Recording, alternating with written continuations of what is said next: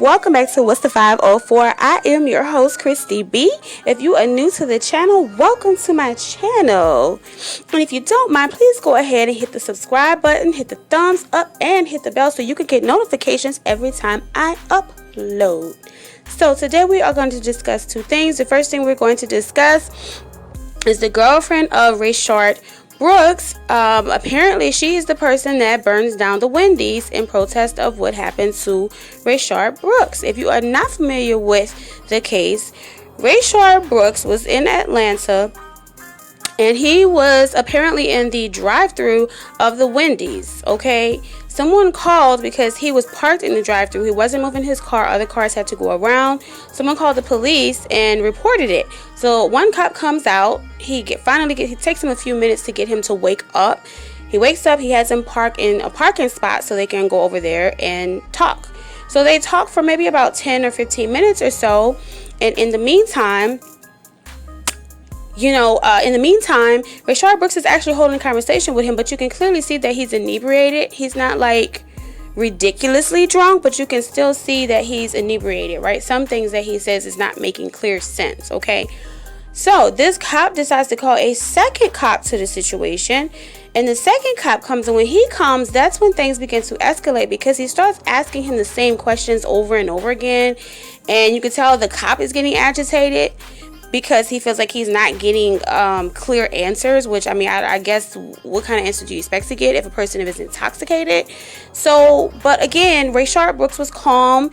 There wasn't any irate language being used or anything of that nature. It was actually a calm situation until the second cop asked for him to take a breathalyzer. He takes the breathalyzer. He asked him to also, walk in a straight line and all the stuff that they do to test him. So he clearly didn't pass the test, and so then the cop, just next thing you know, he's just saying, okay, we're going to have to place you under arrest.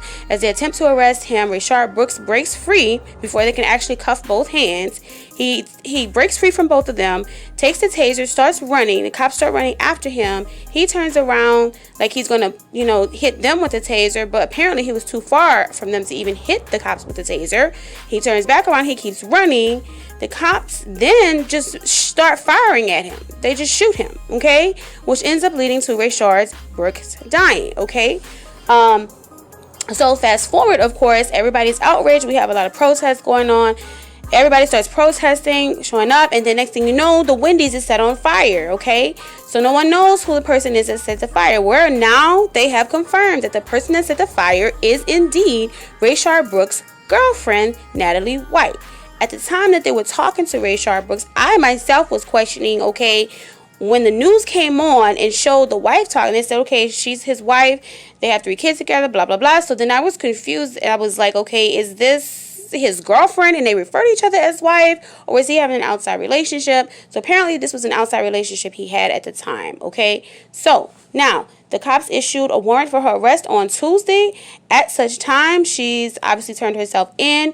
Rayshard Brooks had his funeral service yesterday as well. So a picture of Miss White there, and also this is courtesy of the New York Post, in case I forgot to say that. So so that was a picture of her, and apparently she was the one who set this fire. So we're just trying to figure out, like, this is crazy. This is just like adding to the case. We already have to deal with the cops, and if charges are officially going to be pressed against them, and if he's actually going to be taken to court and indicted, all this other stuff or whatever. So now we have to add to, on top of that, the girlfriend to the situation.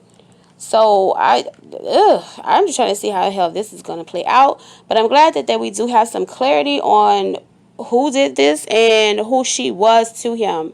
Because as I stated before, I was confused when he kept talking about his girlfriend, and then the news would just show his wife. And I was like, well, is she the girlfriend? Or maybe he just refers to her as his wife or whatever. So it was a little bit confusing. So anyway, and so it said that out of respect for the family, she's not going to speak any further on the matter. She just wanted to be stating that they were like really close friends, and they were really close friends. So we clearly see that there was something else going. As I had questioned, why would somebody that cares about you leave you in a predicament like that? If somebody loves you, like if I'm your girlfriend, I'm not going to leave you intoxicated like that to get behind the wheel of a car. I'm going to take the keys from you, or someone's going to have to come and pick you up. I'm not going to just drop you off and then leave. Yeah, and so here's a picture of her. And it says, Finling declined to comment further on Brooks' relationship with White out of respect to the Brooks family, who had a funeral today, which actually this was yesterday, and is grieving the loss of Rayshard Brooks.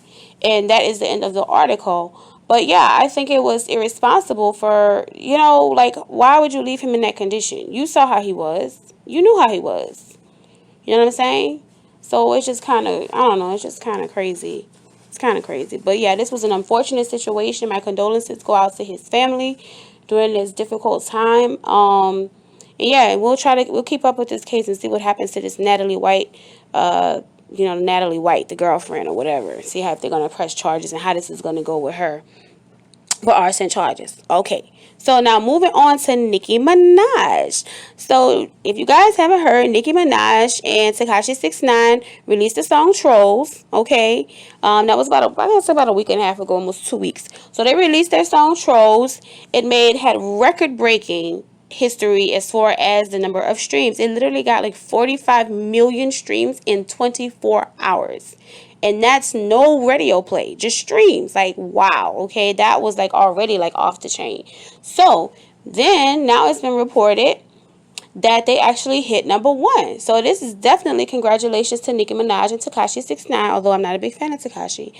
But yes, this is Nicki Minaj's second #1. So a month ago, like last month, she reached #1 for the first time for the U.S. Billboard chart. She reached #1 when she got on the remix with what's her name? Doja Cat. She got on a remix with Doja Cat for the song Say So.